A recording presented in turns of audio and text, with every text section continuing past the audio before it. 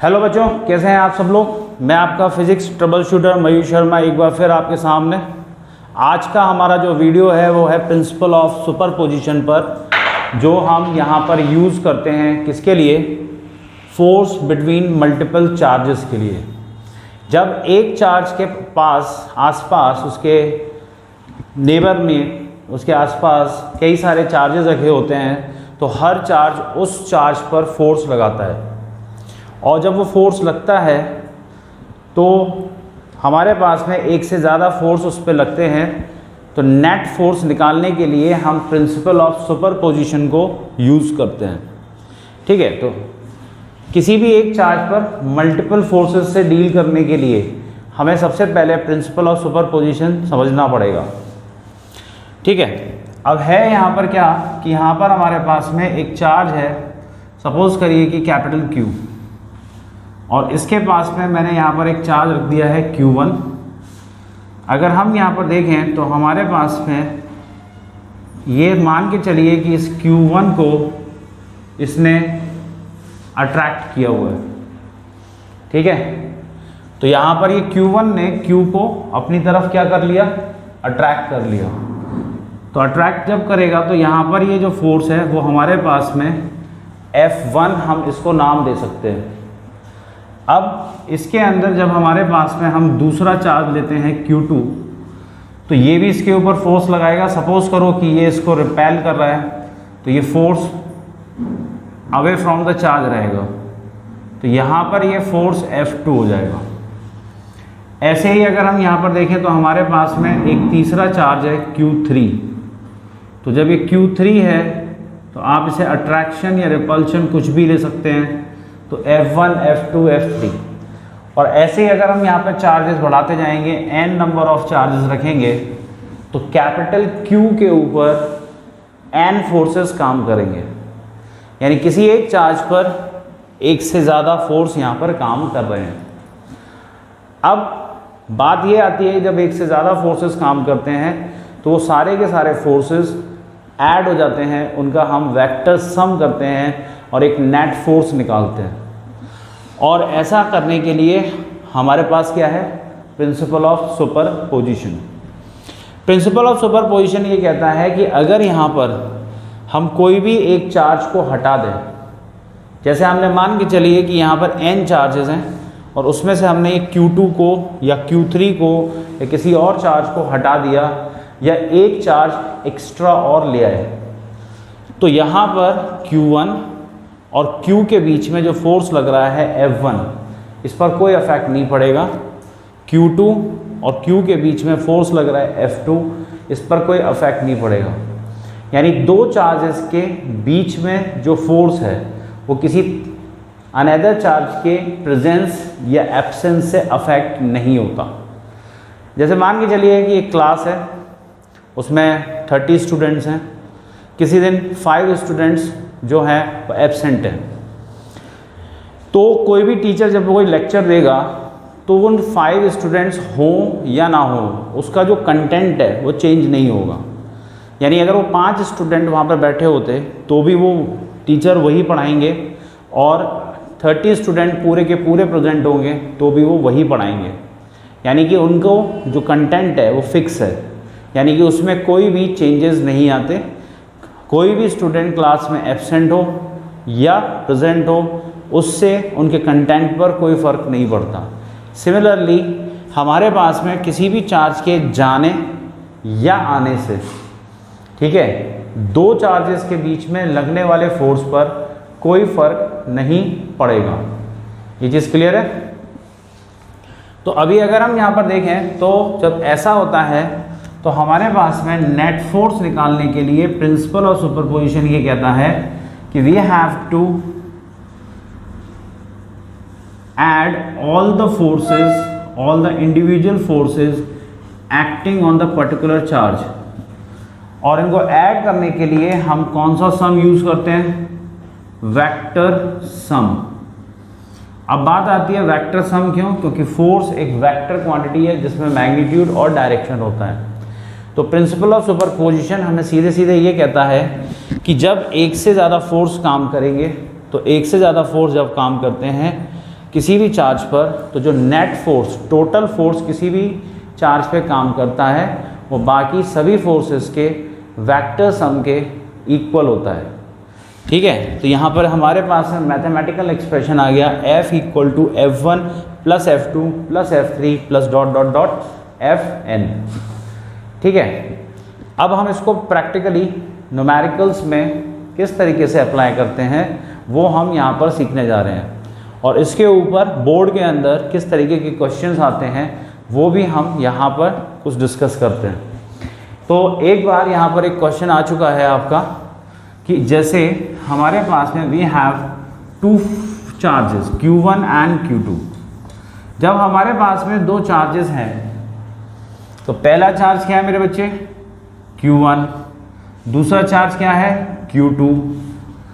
तो ये हमारे पास में जो इलेक्ट्रिक फोर्सेस होते हैं वो न्यूटन्स थर्ड लॉ को फॉलो करते हैं, यानी कि they form action reaction pair. तो जब ये एक्शन रिएक्शन पेयर बनाते हैं तो Q1 Q2 पर जितना फोर्स लगाएगा Q2 Q1 पर उतना ही फोर्स लगाएगा।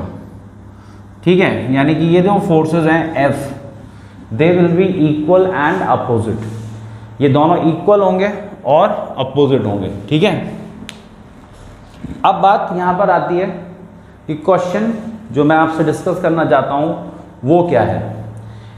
तो यहाँ पर हम एक थर्ड चार्ज Q3 को लेकर आना चाहते हैं। सपोज कीजिए कि यहाँ पर हम कहीं से एक चार्ज लेकर आए और इन दोनों के बीच में मैंने ये तीसरा चार्ज Q3 रख दिया। तो Q3 जब हम लेकर आ रहे हैं तो क्वेश्चन यहाँ पर ये है कि Q1 पहले Q2 पर F फोर्स लगा रहा था, अब ये Q3 आने से क्या ये फोर्स सेम रहेगा, बढ़ जाएगा या डिक्रीज यानी कि कम होगा। ठीक है, तो ये हमारे पास तीन ऑप्शन है। अब इन तीन ऑप्शन में से यहाँ पर आपका ऑप्शन जो है वो सही ये है कि यहाँ पर इस फोर्स में कोई चेंज नहीं आएगा।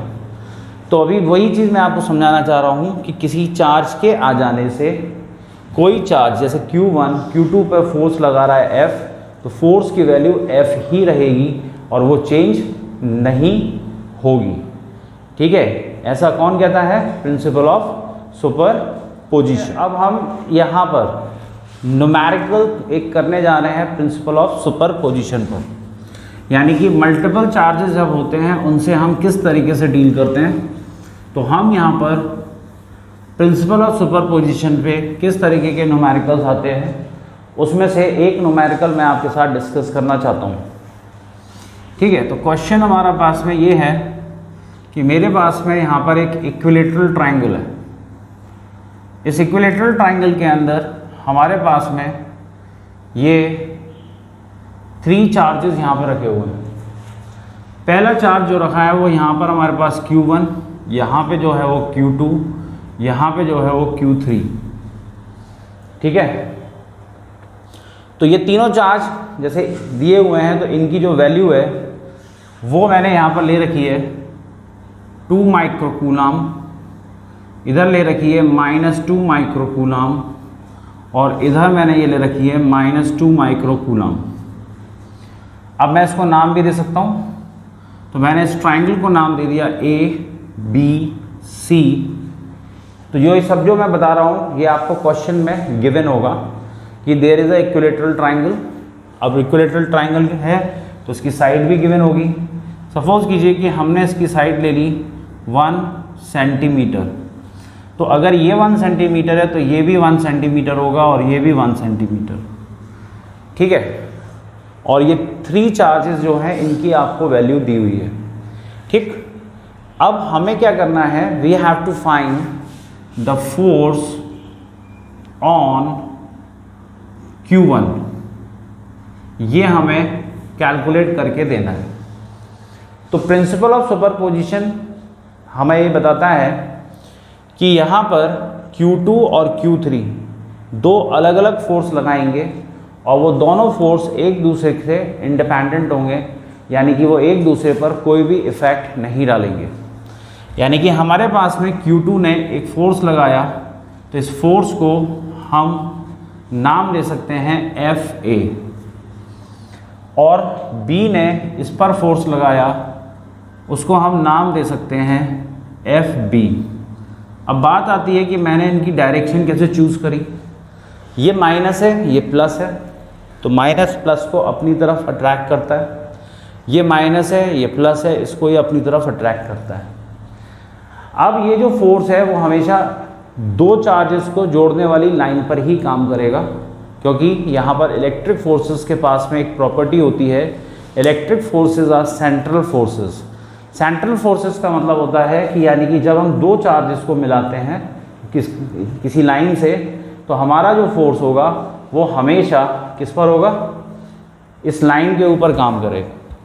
अगर मैं इसको प्लस ले लेता, ये भी प्लस ले लेता, तो बस इसमें फोर्स की डायरेक्शन क्या होती, अवे फ्रॉम द चार्ज, यानी ऊपर की तरफ हो जाती, लेकिन वो काम कहाँ करेगा, लाइन के ऊपर ही काम करेगा। अब जैसे कि फोर्स एक वेक्टर क्वांटिटी है, तो हमारे पास में हमें यहाँ पर वेक्टर सम करना होता है। वेक्टर सम करने के लिए हमारे पास में फॉर्मूला होता है R equal to under root A square plus B square plus 2ab cos theta. R यहाँ पे दो वेक्टर का सम है, यानी कि रिजल्टेंट वेक्टर हम इसे कहते हैं। तो हमें पहले A की वैल्यू चाहिए, B की वैल्यू चाहिए, तो हमारे पास में कूलॉम्स लॉ क्या कहता है, F equal to K Q1 Q2 upon R square. यानी चाहे मैं FA को कैलकुलेट करूं चाहे B को, FB को, तो हमें यही फॉर्मूला यहाँ पर यूज़ करना है। अब जब हम यहाँ पर देखेंगे तो हमारे पास में FA और FB दोनों इक्वल आएंगे। मुझे कैसे पता, ये हमें एनालिसिस करना होगा। ये 2 है, ये भी 2 है, ये 2 है, ये 2 है। माइनस प्लस से यहाँ पे कोई फ़र्क नहीं पड़ता, हम केवल मैग्नीट्यूड रखते हैं, यानी कि हम यहाँ पर विदाउट साइन यहाँ पर इसको हम ले सकते हैं। ठीक है, तो यहाँ पर जब भी हम फोर्स कैलकुलेट करेंगे तो हमें यहाँ पर विदाउट साइन यहाँ पर इसको रखना है। अब K की जो वैल्यू है वो हमारे पास में होती है 9 इंटू 10⁹9। पहला चार्ज 2 माइक्रो कूलम, माइक्रो की वजह से यहाँ पे हमें पावर लगानी पड़ेगी 10⁻⁻6, 2 इंटू 10⁻⁻6। अब इसी तरीके से अगर हम यहाँ पे देखेंगे तो ये हो जाएगा हमारे पास में 2 इंटू 10⁻⁻6। ये चार्ज नेगेटिव है, लेकिन हम साइन को कंसिडर नहीं करते। इसके अलावा अगर हम देखेंगे तो हमारे पास में नीचे होता है 1 सेंटीमीटर। 1 सेंटीमीटर को मीटर में चेंज करने के लिए आपको 100 से डिवाइड करना होगा, यानी वैल्यू आएगी 10⁻⁻2। अब ये सेंटीमीटर से किस में आ गया, मीटर में आ गया, और ये हमने यहाँ पर इस पर क्या लगा दिया, square. Now we can calculate this. तो जब हम इसे कैलकुलेट करेंगे तो ये 9 2 × 18 2 × 36। ठीक है, अब पावर को चेक करते हैं। यहाँ पर 2 है, 2 2 × 4, तो 2 2 × 4 ये ऊपर जाएगा, 9 और 4 13, -6 -6 -12 होता है, तो एक प्लस का 10 बचेगा, यानी कि ये वैल्यू हो जाएगी 360 न्यूटन। ठीक, अब हमें यहाँ पर टोटल फोर्स जब हम निकालना चाहते हैं तो उसके लिए हमारे पास में फॉर्मूला हो जाएगा F under root A square plus B square. तो ए स्क्वायर की जगह पर हम रखेंगे F A square F B square plus 2FA FB cos 60। ठीक है, तो यहाँ पर हम जो ये फॉर्मूला लेते हैं ये आया कहाँ से है, ये आया है लॉ ऑफ पैरेललोग्राम से। लॉ ऑफ पैरेललोग्राम हमें यहाँ पर क्या कहता है कि ये दो वेक्टर हैं, तो हम इनके बीच में एक डायगोनल बनाते हैं, and this diagonal is called what, F, right. तो ये हमारे पास में F जो है वो फोर्स हो गया, तो हमारे पास में FA FB दो फोर्स हैं, इन दोनों का रिजल्टेंट F आ रहा है, और इन दोनों के बीच में ये जो एंगल है वो 60 डिग्री है। कितना है? 60 डिग्री। तो यहाँ पर ये 60 डिग्री जो है वो हमने क्यों लिया? क्योंकि इक्विलेटरल ट्राइंगल है और एंगल 60 है, और इस फॉर्मूले में दोनों वेक्टर्स के बीच में ये होगा। एक चीज़ और यहाँ पर ध्यान रखनी है, जब यहाँ पर दोनों वेक्टर जब इक्वल होते हैं तो जो एरो बनेगा वो भी इक्वल बनेगा, और जब ये एरो इक्वल बनता है और इस पैरेललोग्राम को हम कंप्लीट करते हैं तो इन दोनों का जो रिजल्टेंट यानी कि टोटल फोर्स एग्जैक्टली बीच में आता है। तो यहाँ पर ये जो एंगल है 60 डिग्री, तो हम यहाँ पर इसको नाम दे सकते हैं थीटा इक्वल टू 60 डिग्री। तो अब मैं इसको कैलकुलेट करने जा रहा हूँ। देखिए अब यहाँ पर बच्चे एक गड़बड़ कर देते हैं, क्या कि ये वैल्यू उठाकर यहाँ रख देंगे और फिर इसको सॉल्व करने की कोशिश करेंगे। इससे आपकी जो कैलकुलेशन है वो कॉम्प्लिकेटेड हो जाती है, तो उसको हमें ईजी करना है। तो ईजी कैसे करना है कि हम FA की जगह पर यहाँ पर रख सकते हैं 360, सॉरी FA की जगह पर हम FA ही रखे रहते हैं, और B की जगह पर यहाँ पर FA स्क्वायर 2FA, और cos 60 की वैल्यू यहाँ पर हम रख सकते हैं 1/2। ठीक है ना। तो अभी जैसे मैं यहाँ पर गड़बड़ करने वाला था, यानी कि मैं 360 यहाँ पर रखने वाला था, तो उससे मेरी कैलकुलेशन कॉम्प्लिकेटेड हो जाती। लेकिन अब जो है मैंने क्या किया है, FA और FB को यहाँ पर इक्वल रखा। ठीक है, तो FA FB है तो हम FB को FA से रिप्लेस करेंगे। ठीक है, ये 2 एलिमिनेट हो गया, तो मेरे पास में यहाँ पर बचेगा FA square plus FA square plus FA square. तो हम इसको लिख पाएंगे √3FA, और ये हो जाएगा √3FA। FA की वैल्यू आपके पास 360 और ये हमारे पास √3, तो ये आ गया इसका मैग्नीट्यूड 360 √3 न्यूटन। यानी इतना फोर्स जो है वो यहाँ पर काम करेगा, किसके ऊपर? चार्ज Q1 के ऊपर। अब फोर्स एक वेक्टर क्वांटिटी है तो इसमें डायरेक्शन भी होनी चाहिए। अब जब ये डायरेक्शन होगी तो डायरेक्शन कैसे निकालेंगे बच्चे? तो इसके लिए हमारे पास में यहाँ पर फॉर्मूला होता है tan alpha equal to B sin theta upon A plus B cos theta. इस फॉर्मूले को हम यहाँ पे समझते हैं पहले। तो इस फॉर्मूले को जब हम समझेंगे तो यहाँ पर A और B दो वेक्टर के मैग्नीट्यूड हैं। अब क्वेश्चन में तो दिया नहीं है कि यहाँ पर A कौन सा है B कौन सा है, तो हमारे पास में हमेशा हम जब एंगल निकालेंगे तो हम यहाँ पर A के साथ भी निकाल सकते हैं और B के साथ भी निकाल सकते हैं। यानी कि हमारे पास में ये एंगल जो है वो अल्फ़ा है, तो मैं अल्फ़ा यहाँ ना लेकर यहाँ पे भी ले सकता था। लेकिन फ़र्क क्या आता है, डिफरेंस क्या रहेगा कि जहाँ से हम अल्फ़ा लेते हैं वो हमारा वेक्टर A माना जाता है और दूसरा वाला वेक्टर B माना जाता है। जैसे मैंने यहाँ FA के साथ लिया है तो FA A है और FB जो है वो B की जगह पे आएगा। अगर ये अल्फ़ा मैं इधर ले लेता तो FB FA बन जाता, मतलब B की जगह पर हम FA रखते और A की जगह पर FB रखते। अब यहाँ पर एंगल हम कैलकुलेट करने जा रहे हैं, तो B की जगह पर हमने रखा FB sin 60, FA plus FB cos 60। तो हम यहाँ पर FB को फिर दोबारा से रिप्लेस कर पाएंगे FA sin 60, FA plus FA cos 60। इसमें से FA को कॉमन लेकर हमने इसको कट कर दिया, तो tan अल्फ़ा जो है वो हमारे पास क्या आ गया, FA sin 60 की वैल्यू जो होती है हमारे पास में √3/2।